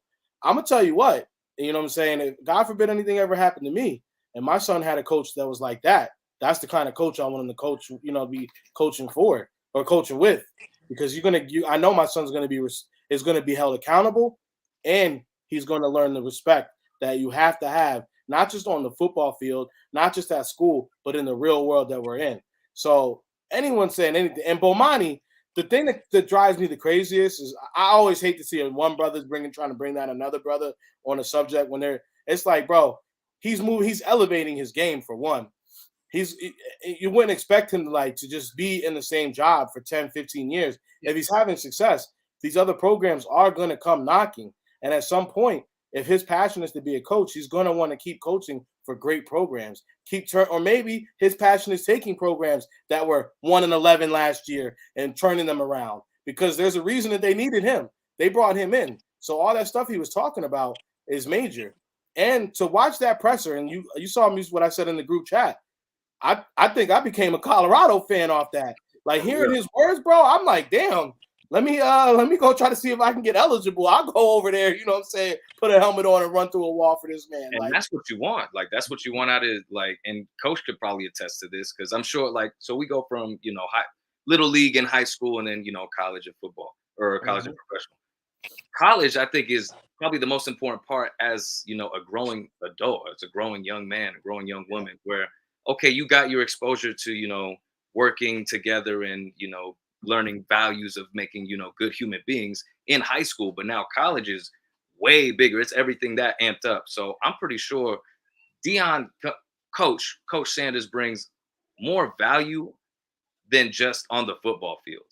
Yep. And I think that's what his main target is. Like, I'm going to make your boys into young men, whether we ball out or not, which we're going to ball out regardless. And that's what you called me. But this is what I'm bringing to the table. And that's what's going to happen. And it helps with the NIL. Like, he's got faces on him, and y'all ain't even snapped the ball yet. So you coming in with, at least a little bit of check if you going to do what you need to do anyway. So he's going to get a lot of prospects just on a bigger platform. I'm sorry that Bomani even took that lane, because they're only going to know you for what you did. And it's going to be what you did lately. That brings exposure to the HBCUs. Like, damn, Deion came from this, and this is what happened, and now he's here. And 2-3 schools down, maybe a pro job later, they're like, okay, this worked. When you hold your nuts sometimes and you be 1,000% you, because you're confident in your skills, you're confident in your strengths and weaknesses, and you're going to keep it real. And that's more valuable than anything you bring into a college setting, from my opinion. And the fact is if he succeeds, you got to eat his words. I want to say this the right way, but if he succeeds, it's gonna. We know that there's an issue with black coaches getting the jobs that they should be getting. We've seen the scandal that's going on, and it's crazy to me that the Brian Flores thing isn't like being like televised constantly. Like, there's not like there should be way more light on that, but they're not really talking about it like they need to. Like, the fact that he basically did what, like the rule that they made in the NFL, that it says you're supposed to go ahead and have a minority coach brought in for an interview. NFL teams are still just doing it as a saving face. That's even more disrespectful. Like, it's so disrespectful, bro. Action, like, so why am I here? So exactly, bro. The fact that somebody got the job and it's like, I haven't even had my interview yet, bro. The Jeff Saturday thing, him being the interim coach, like, just being brought in, there was no I don't know. There's something weird about that, bro. So if Prime does great at this job on a bigger stage, it's only going to show what we already all know, is that black coaches are going to be just as good as some of these white coaches. Like, not to say that he can't take away from a great like Andy Reid. Obviously, he's a great coach, but I'm telling you what, there's probably some great black coaches that we haven't seen because you have not had the chance to actually get into these places or have these opportunities at these programs. And this is the major issue. So for a guy and if anyone deserves it, bro, Prime, come on, bro. Coach Prime, come on. The biggest thing is, as long as he has the support, man, I've seen it firsthand in when I was coaching in Marietta. We had the most winningest coach out of Virginia, who ironically coached Josh Sweat in high school, come to the high school I was coaching at, and instill a whole culture, having the whole school district have his back and support it. From even to the part, I remember we were playing a game, and we go into halftime, and then as soon as the game's over, he's talking. He's upset, not because, how the game went, but the fact that the visiting team band sounded like an HBCU. Meanwhile, our band was playing like Pomps and Circumstance. He said, I can't have that shit again. Like, the atmosphere at the game has to be how I want it. If Yeah. the fans, the student sections in it, the atmosphere is where I want it, the players are going to be into it. And then, bro, if you look up Marietta High School and look at their current record right now, from 2015 to now, they're the best football program in the state of Georgia. I And believe that's it. all because he had the school districts back. So if Colorado does the exact same thing, like P said, let Dion run the show, just support the man, create a modernized culture compared to like what was the culture back in the day. Bring something new, a breath of fresh air. Colorado might be a decent powerhouse, man. I can't remember what conference they're in because they were either Mountain West or Pac-12 or whatever. Pac-12. But and you're right. Hey, Mark, you're right. Eric Bieniemy every season seems to get overlooked. Remember when he was getting talked about when they made those Super Bowl? It was like 2-3. Like I thought he was gonna be a head coach the next year. And can no one explain to me why he's not? And Marcus, to go ahead and piggyback on what you said, this is a little clip that we saw once Coach Prime did get to the facilities, and I know everything, that these programs usually do roll out the carpet when these guys get here, but it just, you do kind of get the vibe. For one, it seems like he's very excited to be there, and for two, it seems like they're very happy to have him.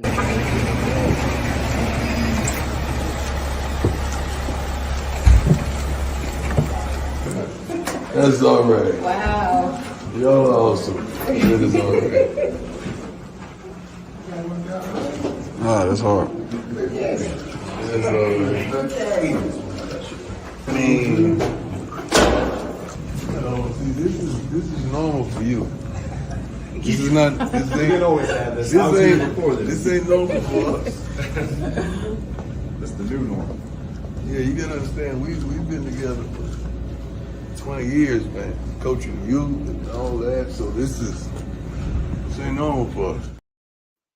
That's hard. This ain't normal for us. That's hard. They already had his pickup with the kid on. The video it's a lot longer, but I didn't want to play the whole through. But that's hard. You see, it seems like they're very appreciative and happy to have him there.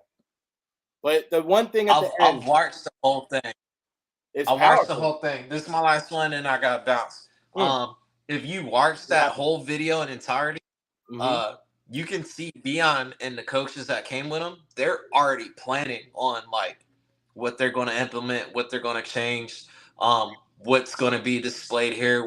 They're already hitting that before they got there. But then the key part was Dion told them boys at Colorado State, I still got shit to finish with Jackson State. Once I'm done, I'm gonna be here. Yep. I'm gonna be ready. He said, "Be ready." But hey, I'm gonna bounce. Hey, Coach, I'll see y'all fellas tomorrow. We appreciate you. Hey, you're welcome. Any Tuesday night to come through and kick it with Pop. You already know. Now you know the vibe. You come through and kick it anytime, bro. I get the air fryer. I promise. Hey, you definitely need to get the air fryer. Appreciate you. I got you, man. Y'all take it easy, man. All right, you're easy. I only got two more little things to go ahead and talk about, P. If you want to hang out, it's only gonna be like 5 minutes. Chilling. Hey, man. So I always like to tell the people, you know what I'm saying? It's a great Tuesday. And the reason I love Tuesdays is because usually I'm doing this. Fantasy Tuesday.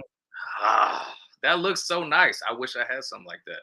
I don't know. I feel like since I started Hey Papi, this is what it's been for me. This is pretty normal. The OM Goddards have been very successful this season. I got some very good players on the team. So I love to show everybody how I pulled this one off. Coach and me have some players in similarity, but I had Patty Mahomes. I got Swift. Jonathan Taylor. Adams. I got Brown. Yeah, Brown. Brown on the week we had, that was beautiful. Oh no, Justin Tucker didn't really show up for me like he normally does, but you know what? The Philly defense did. So who did you have in place of Taylor when he was out for X amount of games? It was real wacky. I was patching some stuff together, but I'll tell you, the last couple weeks I got it right here. I got killed, bro. Oh my god. It was rough when he was gone, but luckily that my team is so stacked that, and this is a 12-man league, so it wasn't like Jonathan Taylor's on a bye this late in the season. Yeah, the late buy. That's ugly, bro. I'm I did have Jackson as a backup, and I used him. I used Paris Jackson for a little bit, and then I also I plugged Gainwell in a couple times. Neither one of them are like super great, but they got me by. But like I said, that you see the rest of my team is pretty stacked. So and it's crazy because I have Jay Taylor, but it drops off from there. I got AJ Brown, but I had Keenan Allen injured for half the season. yeah, Jay Herbo, who's not Jay Herbo that I know of. not the normal one. Not the normal. No, one. yeah, because the team sucks in general. Darren Waller's on the IR. Mike Evans wasn't playing like nothing, bro. My team looks sweet out the draft, and I'm 4-9. We got Mark. We got some stuff here, Mark. How would you not want to play for San? Exactly. How would you not want to play for that guy? Have a good night, coach. Hey, coach can see the comments, unlike the P. You can't see the comments until we put them up. Yeah, I can see the comments. I wish I could comment, but I do see the comments. You could, but I'm saying you can see them when I do that. But if I do this, you don't see comments anymore, right? No, yeah, I see it on the side. Oh, so you can see the side comments. Yeah, I see the side comments and the private. But you can't talk back to the people. You can't say like that. Maybe I got to make a profile. Yeah, I can't do that. See, so maybe I need to make a profile, and that's why. Flying high, 9-4, first place, bro. Get at me. Hey, it's a good spot to be in, first place. John, he got Hurt Smith. Yeah, he got all the Batmans. Oh, he said I just drafted the Eagle squad. I would be at the defense over there. Needless to say, I won. Yeah, you definitely won this week for sure, Robert. No, so what you need to do is you have a login, obviously, right? Or no? I just be getting the link, so I'll make a profile. And then what I could do is I could go ahead and give you admin rights. That you could always do stuff like this. You could even talk to people. You can add photos, all kinds of fun stuff that you. I do want to talk to the people, you know. Yeah, man, and you know what? I gotta say, man, I'm so happy that you've joined us. You know, you become part of the squad, bro, because you're definitely becoming a fan favorite. You see Jonas showing up. You got people are looking at P now. I followed Jonas on the thing. Yeah, he popped out. Shouts out to Jonas. Bro, I reached out to E-Rock. Still trying to chop up with Philly Mike when he come back. We're definitely gonna set that up. I was really bummed when I heard that you I didn't know that you followed him. Don't work. Shit. And it's running smoothless now. Like it's crazy, bro. Yeah, but we're gonna get some cool guests up in here. But no, I appreciate the hospitality, dog. You know, it's a passion for us. You know, music, fashion, and football. So we might as well keep it. Well, and my thing, I've always said, so P, for a little backstory, guys, me and P have been friends for some years now. I've known P on different levels as far as he's done music, all kinds of stuff. But what I've always known, me and P always have great conversations. I think I've been in the podcasting for years, since probably about 2015-ish. But I've known since I met Pocean, and Pocean actually was on my very first podcast I ever did. Not the first episode, but the first pod that I was really running and doing. And ever since I met homie, like I've been like, yo, this dude is top tier. He could definitely bro, if he ever just said I'm doing podcasting full time as well as all this stuff, everybody better watch out because he's top tier. That's the dream. That's the dream. We, us slick Puerto Ricans, we always came out the womb with a mouthpiece. So Puerto Ricans, we gotta make it pay off. So yeah, wow. We'll make it pay, but nah, we gonna keep it moving. We gonna keep it funky. We gonna keep it fresh, and we gonna show the people some love because the people love us. I don't know how Smith fell to round 7 because that even sounds wild. Smith fell really far in mine. I already had took AJ by the time. Right. So I didn't want to take 2 receivers from the same team. What is a bold move, Rob? I'll give you that. That's a bold move. My strategy is always, and it's been this shit for probably a couple of years, probably since I started. Always get the tight end first because the drop off is so crazy. Like okay, quarterbacks later, running backs. It's been lately. I do running backs, so what I try to do is it always depends on where you're picking at. Where your pick is, yeah. If I'm in the center, if I'm anything past 7 or 8, I go top tier wide receiver. Normally, people want to take like a stud receiver, or they'll take they'll usually want to take the best running backs early. Right. So if I'm early, I will sit to that. I will take a top tier receiver if I'm in the back end of the draft. And then I'll take I'll take the best running back I can get.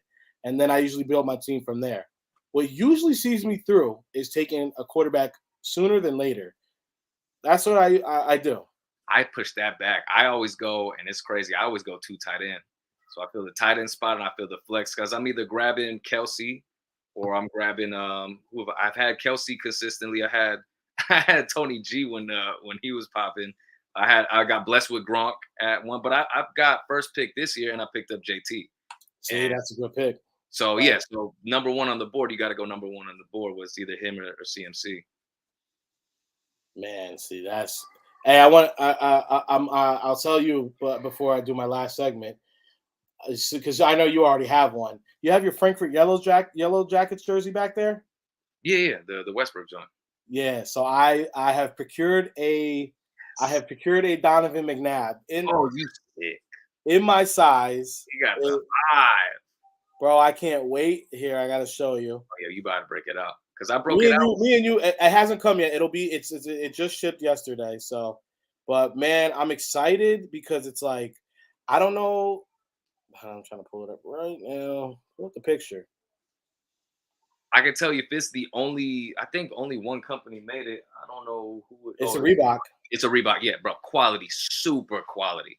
Feel like a Mitchell and Ness. It's like super good, thick material. Oh yeah, it's gonna be like I know it's gonna be just like my my Terrell Owens because it's the same Reebok. Here we go.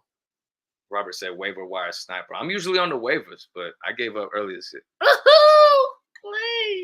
Well, they did this. They put this patch on there, but I'm not mad at it because it's the I have the same patch on. Oh yeah.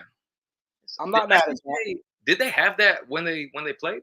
No. So what I think happened is I think Reebok did a limited release on these, and for whatever reason, it wasn't like a major release. But I know it. I saw that I can see the tag, so I know it's legit. So you can see the thing better. It's just the 75th anniversary tag, but I know it's legit because I saw the authentic Reebok, and it matches my Reebok that I have for my TO jersey. Yeah, that works. Yeah. Now I'm excited because I know me and you are one of the few people that actually love this jersey. We think it's like iconic. I went to the bar. Kat had hers because we planned it because the only times they played was Detroit for sure, and then I think they played Green Bay with those jerseys on at some point. So we did it's so rare, bro. Yeah. The reason I bring it up is because there is one right now available, a McNabb, without the patch. Small? No, I wish it was your size, bro. It's a big. It's a 2X. So to the few people we still got rocking with us this deep in the pod, if you go on eBay right now and you type Eagles yellow jersey, this McNabb is a 2X. Bro, you want to know how much I got mine for? I don't because I'm sure I overpaid. But please tell me. 32. I think I'm pretty sure I got mine from Rare Vintage. Shout out to Rare Vintage, but shout out Rare. So this is the thing: if you got it from Rare Vintage, for one, they're a trusted seller, so you know it's always good. So I paid insurance behind it, basically. Exactly. The only reason I feel good about this one, because it did throw me off with that patch on it, but the only reason I feel good about it is it's coming from South Dakota. So I feel like there's not too much wacky shit going on in South Dakota. Right. I don't think they got the Japanese. Yeah, I feel like this had to come from like a yard sale. This might have just been sitting somewhere, and it's basically brand new looking. So, but the tag is ratty and old, so I know it's legit. So right. I'll be here probably Thursday or Friday. So I'm. Hey, shout out to Super Pawn. I found my black Michael Vick hanging off the shelf. I'm like, what is this? You'll be surprised. You will be surprised when people will sell in a pinch, man. Hey, I'll take yeah, my man definitely needed to pay his rent and got a cool 55 out of it. Hey man, another man. Went to the back of the class, like I probably don't need this one. Shout out my man Silver Linings TV. He was on here earlier. I don't know if he's still in the chat, but he said something to me because we're both really we were big on the hat collecting together. And he was like, one time me and him were looking at a fitted to grab. We were both looking at it, and I was like, I don't know. I want it. Do I want to spend the bread right now? Blah blah blah. Going back and forth, normal stuff. Yeah. Like, do I really, really want to do it? But he's like, look, man, at the end of the day, your collection, you're just shopping for the next man's collection anyway, because eventually you're either going to be gone or you're going to end up selling it, and that's going to go to the next collector. And I said, damn, that's a crazy way to think of it. But you know what? These jerseys are starting to come back around, and I'm like, damn, I'd be wanting, because I'll come up with a couple jerseys from eBay for the low. I'm waiting for the OG Jordans to come back because I'm telling you, I got way too many pairs that done split on me, but they split clean. Yep. And I got a feeling they're going to come back, but they are all in original boxes just catching dust out here. But I love how physical items are coming back, like Oh hats, yeah. jerseys. Those Jays are definitely. I'm surprised you can't get them off right now. But the dude, Lazy, bro. But I know, like, Yeah. I'm looking at a brown box playoff 12 from 91, 92. bro, at that you got the original Kobe's in the original box. Like, Yeah, those get bad. yeah, those like, it's not a great shoe, but it's a great shoe if that makes sense. It feels great. It's Yeah. like just a pillow. You just slip right in. So the last segment I always talk about on here. What are you watching right now? Like, what is your entertainment? Done with Severance. So if you have Apple TV, which I don't, Ooh, but I do have Apple TV. go watch Severance. It's only 8 episodes. Is Crazy. that the one with what's her name in it? Not Sandra Bullock. No, so they got Adam Scott, and the only other movie I know him from is from Step Brothers. He's the asshole husband who driving in the car, and he makes his family do the singing of the yeah. This is different than he's Kelly and Wymixer. So he's in that. Not too many famous other actors. Oh, actually, homeboy from the old dude from the new Transformers movies. He's the professor. Yeah, in there, he plays a great part. I'm tripping. He's a great actor.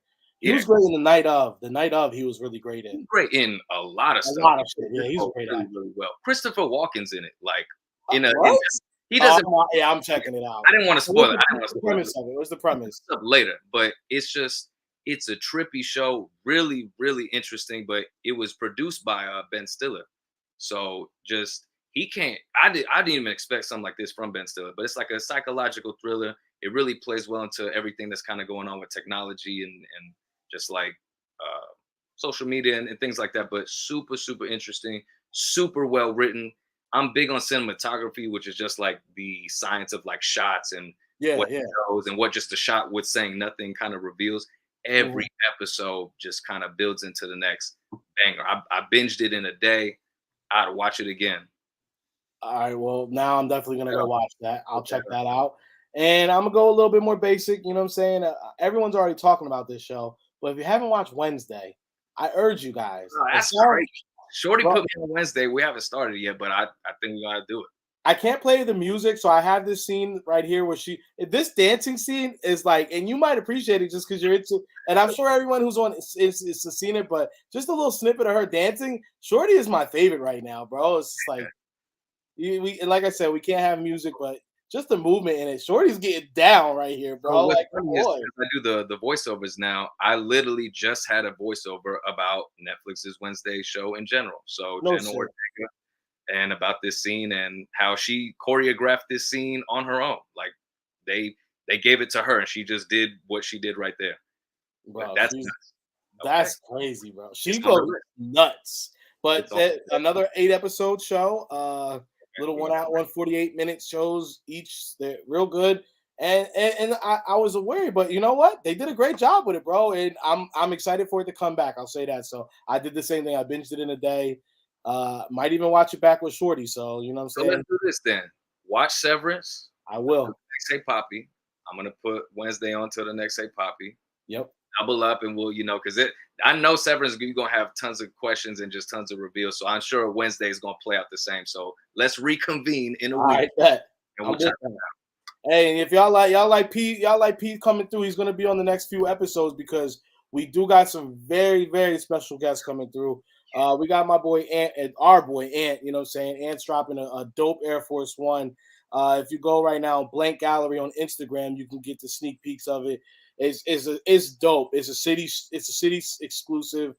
He's only taking a few people to go ahead and get into it. But Ant has been like an OG in our everything, really. Music, fashion. He's been at the so he's gonna come in probably next week. We're gonna be rapping with him. And then we got Complex, he's got accolades. He's a producer, like really does it. So Plaques. Plaques. The goats. Yeah. So I don't want to give too much away about what he does, but me and him were DMing earlier. He's a Padres fan and a Chargers fan, so it'll be fun to get him over there and talk some shit. But what's really great for all our Eagles fans is his cousin is actually Donnell Pumphrey. And even though Pumphrey's not on the team anymore, he was actually front and center for the whole Super Bowl run. Got the chip. Bro, the chip. I think if you go on his the Phillies signed another player. If you go on his Instagram right now, he has a video on his story of actually the on-field shit. I think he's floating through the confetti. Bro, shit's crazy. When the Eagles, you see Tom Brady walk by him in despair when the Eagles won the Super Bowl. It was beautiful, bro. So we got some special guests. We're gonna be doing a lot more with Hey Papi. I think this format actually rocked real dope. So I'm excited to kind of keep this kind of moving and see what we do forward. So definitely, you guys will be seeing P. You'll be seeing Coach a little bit more too. So hey, man, appreciate y'all. I do not have the news yet on the Phillies signing another player. So Mark, I will be checking it off. We just signed another one, Mark said. So we're gonna see. But hey, man, we appreciate everybody coming through, rocking with us. You know what I'm saying? You could have been anywhere in the world, but you're rocking with the Swoop boys. You know what I'm saying? It's P, it's Papi, you know what I'm saying? And we out. Hey, yo, Pop. Hey, Papi. Hey, Papi. Hey, yo, Papi. What's poppin', B? Hey, Papi. Hey, Papi. Hey, Papi. Hey, Papi. Papi. Que pasa, mi primo?